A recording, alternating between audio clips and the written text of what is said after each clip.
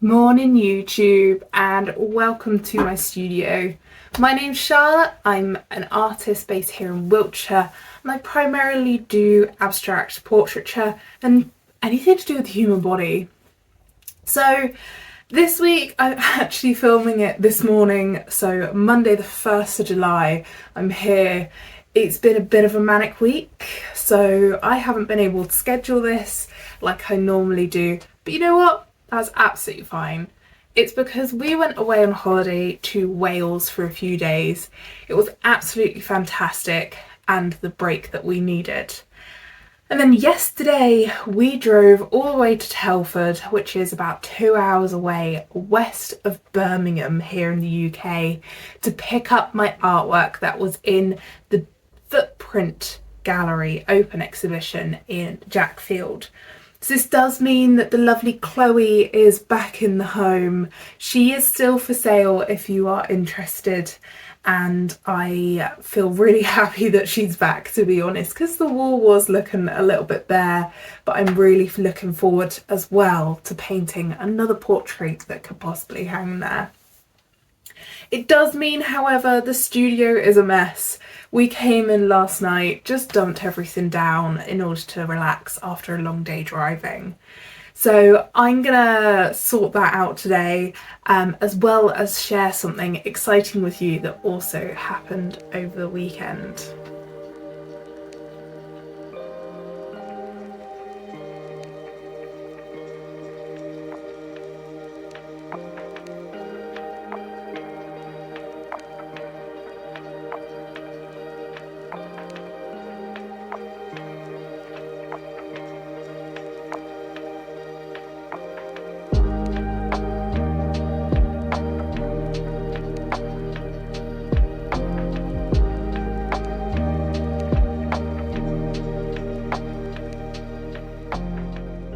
So obviously I didn't show you before, but basically this whole desk was filled, as was my little work desk and much of the floor. So you can see the floor is clear as we walk in.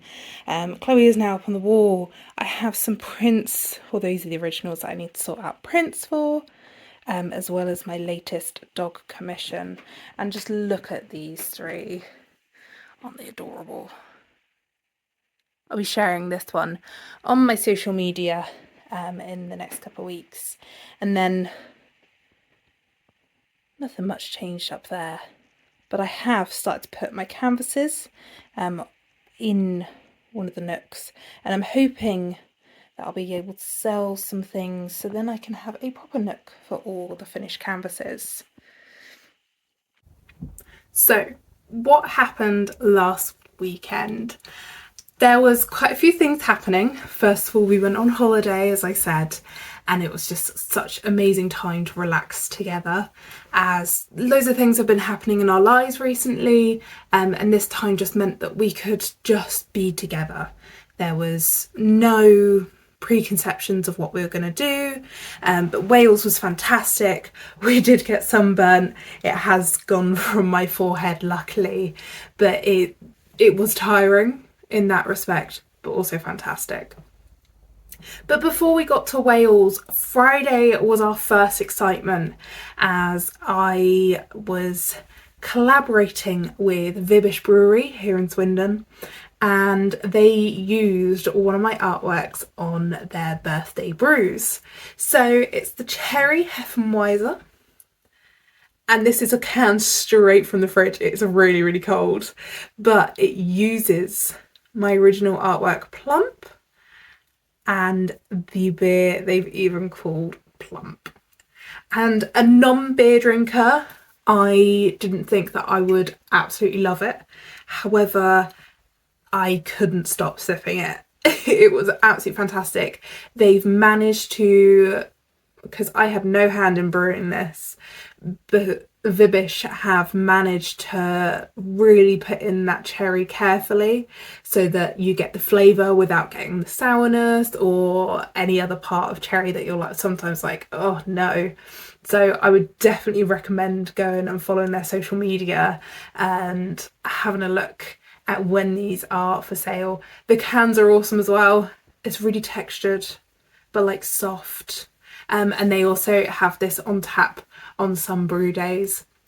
And they're often open at the weekends here in Swindon, and you can obviously go get one can or a few of your own, and others with original artwork on, not just mine, that you can take away with you. And I'm really excited because it's the first of a few collaborations with Vibish, so keep your eyes out as I tell you a little bit more. But number 2, we went to the RBSA, so it's the Royal Birmingham Society of Artists Gallery in the middle of Birmingham, in, I think they call it the Jewellery District. Fantastic place, and I was part of their open exhibition, their summer show. We got a couple of catalogues, looking very fancy here, and I'm even in here, guess what? I am the first artist because Abraham. So a little bit about the exhibition, and then it's literally exhibition artworks, and here is my piece, Lines. Yay! So I'm really happy to be in here. This is one of a now handful of printed catalogues and pieces that I am in, publications, that's the word. So if you head to my website, it is now listed on there. However, we didn't drive all the way to Birmingham for nothing. Oh, sorry, no. We also went to the Artists Talk, and I was actually invited to talk at this Artist Talk and speak a little bit about lines because I was awarded a highly commended certification for my work. I am incredibly proud of this. So not only was I selected as part of around 200 artworks out of the 900 that were submitted, but only 6 people got these highly commended artworks, and then there was a first prize and a second prize. So less than 1% of all artworks submitted were awarded something. So without further ado, let's have a little look at the speech that I made. This is my piece, Lines. Believe it or not, primarily I would consider myself a portraiture artist, or an artist of the human body, and judging by this work you probably would have never guessed that. So my work is often on canvas using up to only 4 colours to create bold, striking pieces. However, I'm one of those artists that, because I have such a limited palette, sometimes I need to explore everything else another way. So one thing I do, I have 2 sketchbooks filled with just lines, is I create shapes using pencil and then just start meditatively drawing through them. So a central line and then just letting my hand loose from there. When I did drop this artwork off, I did get asked, do any of these lines touch? Yes. Good luck finding them though. They do take a while, and it's because I do try and draw some of the lines so close together, almost like you're looking at a map and you're trying to follow those gradient lines. In this one, there isn't much gap between them. However, in sort of some of my other works, one that's currently displayed in Jackfield, there are a lot more gaps in them, much like a map. People have asked me, did I get brain ache, did I get eye ache when drawing this one? The answer is yes. I do have to step away, especially when doing a large piece like these, because once you sort of start staring at it, it does get a little bit much. But the reason why I chose just a circle and 2 squares is through my explorations, through those sketchbooks, I found the more complicated the shape, the more complicated to get those crisp lines and those crisp angles. I think I went up to an octagon in one. It was only A4 though, so I would like to try a step larger like this to see if again I can transpose those lines and angles to something a little bit bigger. Amazing, thank you. Yeah, and should you just, with the bits where it obviously overlaps, it must get hard to remember which line you're following. Not necessarily. No. You'd be surprised. So because I start central, I do one shape at a time. So for these ones, I always start with the biggest shape because that's going to have the most impact on the work. And then the smaller shape, you actually have to draw quite a solid pencil line. I know for several artists who paint or draw, it's like always draw that really nice light line so you can rub it out or it won't appear afterwards. But this, I do have to draw it on quite dark to be able to see where those boundaries are. Yeah. It's a bit. Nice. I hit my eyes. Yeah, I kind of like rolled it up as I went through. Has anyone got any questions? Yeah, so what's your inspiration for this work? What's inspired you to make that? So the lines work that I do, as I said, they're more of my meditative state ones, and it's where I can literally just get a piece of paper, get a single pen, which this is drawn with, and just absolutely just let my hand relax. Because in my other work, it's very sort of straight lines. I have to follow a certain direction with my paint and all such things. And through these ones, I can just chill. I can just breathe. It doesn't matter if it goes slightly wrong. Because oh look, it's a line so close to it, you won't notice that they're touching. And it just allows me to take a breathe, to have that moment. And I said previously, someone said that it looks like maps.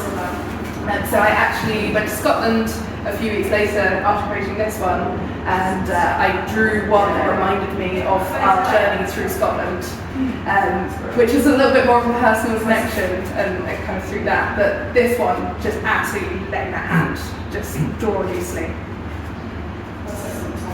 Thank you. Thank you. Can you estimate how long it took? I can't remember. Obviously, the smaller pieces I've played around with colour, I've played around with shapes, I've made like the squares tilt and angle. But to be honest, this is, even I have to say, one of my better ones because it is just all in this area, and it's all like you've got no like what are you looking at, like what is it? If you can see clearly, it is these crisp lines of these two squares. And then the circular shape in the centre. I was just going to ask, obviously you start off as a meditative kind of approach, but then is there a point where do you correct things? You bring in that to just as No, so that's what I try to avoid. So because of my portraiture work and because of my human body work, I'm very exact because you'll quickly recognise an eye's 3 inches off to the left. So with this work, again, it's making sure that I relax through it. And that's where you start to see some of the lines do like a little random wiggle in the middle, and then it brings in those peaks and those troughs. It's absolutely mind-boggling that you can relax while doing that. You need to study your brain. Yeah, it's one of those things that I'm quite a maths-based person as well. So yes, that shows. Even just drawing it up, I'm like, I can't think too much about the composure of it because it's just, it has to happen for me. Yeah. It's one of those artworks where I just have to let the artwork happen. Yes, as well. You go straight in with pen. There's no pencil outlines that you're following otherwise. I draw a circle. Yeah. I draw the shapes in just so then I roughly know where I'm going, but otherwise get straight in there. Pen's pretty final. I can probably point out the central line in this one, and it's going to be around here. So if you then follow that central line, you'll then see these peaks and troughs building throughout the piece. Is this what I would probably recognise as the surrealists? They did something called automatic writing. Is this the same sort of thing or similar sort of thing? Or? Kind of, yeah. If you were to link it to something, I would definitely say sort of along those lines. Okay. But it's that kind of just let the brain empty and just letting the hand draw. As we say, it's letting it go. Yeah. That's quite scary for a lot of people, I think, isn't it? To just do something out of your control. I think that's why I was quite happy. Is that any planning? Yeah. Well, I'm sure there is like minimal, yeah. But I think that's why I'm quite happy to just let it go and just sort of let the pen draw, because it's kind of one of those things where you can mess up. Sure, like I have had a couple of pieces in my sketchbook where I've gone down instead of up, but then when you come to a bigger piece, you have to go slower, because you have to realise, oh, I need to go this way, I need to go up, I need to go down, without, again, thinking too much. It's a strange moment to be in. I know my husband over here, he's walked in on me drawing this before, and he was just like, what are you doing? And I'm just like, yeah, just ignore it. Thank you. Anybody else got any questions? Again, I'm sure we'll have more chance to chat at the end. Yeah, thank you, Charlotte. So a massive thank you to the RBSA for not only awarding me the highly commended artwork, but also for having me over in the RBSA for the artist talk. It was the first time I've ever talked about my work in front of a group of artists and members of the public. However, I feel like I slowly warmed up to them. My artwork isn't just about I'm going to create this, it is very fluid, especially during those lines pieces, and trying to get that across can sometimes be a little bit challenging. However, on completely the other side of my artwork, some of you may know that I am so into crochet and creating in other ways for myself. And just to send you off this week, I thought I'd introduce you to a little someone. Well, maybe not so little. This little lad is a creation from the Heidi Bears. This is the same pattern that I used for the groom and bride that I mentioned a little while ago and that were in my works in progress. However, this one is going to a good friend of mine who is expecting their first child, and look how cute he is. I am very aware that his horns are not the same length, however, we love a little bit of wonky, okay? Not everything's perfect. I did find that during this one, my stitching was a lot tighter. There's no gaps between each of these shapes, and I am super proud, and I cannot wait to pass him over to the little one. It's just so cuddly. As long as it takes, I really want to make another one. That's how much I love doing crochet. And without further ado, I'll say goodbye to you and let you get on with the rest of your Monday. See you next week.